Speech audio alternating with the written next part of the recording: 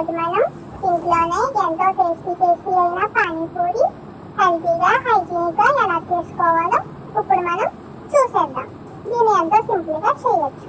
అది ఎలా అంటే ఒక మిక్సీ జార్లో కొత్తిమీర, అలాగే 3 పచ్చిమిర్చి, ఇక అల్లం వేసుకొని దీన్ని మనం జుయ్ జుయ్ అని మిక్సీ జార్లో ఒక తిప్పు తిప్పేద్దాం. ఒక తిప్పు తిప్పేసిన తర్వాత ఇప్పుడు ఇందులోనే మనం కొన్ని వాటర్ యాడ్ చేసి దీన్ని కూడా మిక్సీ పట్టిన తర్వాత దీన్ని మనం బాగా ప్యూరిఫై చేసేద్దాం. తర్వాత పానీలోని పులుపు కోసం మనం చింతపండు రసం అయితే ఇప్పుడు మనం తీసుకుందాం.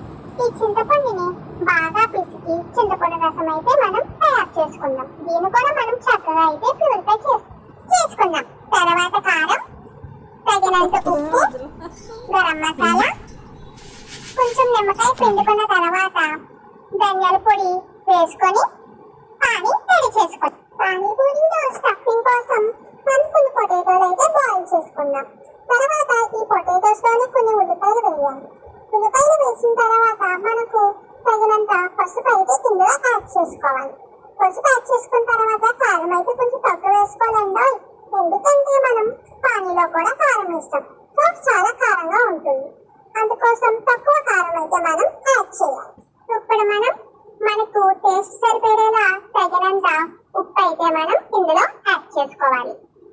తర్వాత గరం మసాలా అయితే మనం యాడ్ చేసుకోవాలి. యాడ్ చేసుకొని దీన్ని బాగా కలిపితే మనకి స్టఫింగ్ రెడీ అయిపోయినట్లే. ఆ తర్వాత ఒక ప్యాన్ లో మనం ఆయిల్ అయితే వేసుకోవాలి. ఆయిల్ బాగా వేడిన తర్వాత ఈ పూరీస్ మనం ఇందులో వేపుదాం.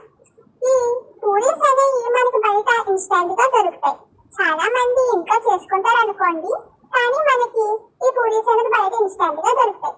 వావ్, ఎలా పొంగాయో చూసారు కదా.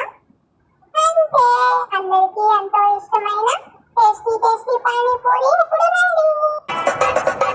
Tak din tak go tak din tak go tak it ta tak it tu tak it ta tak it tu tak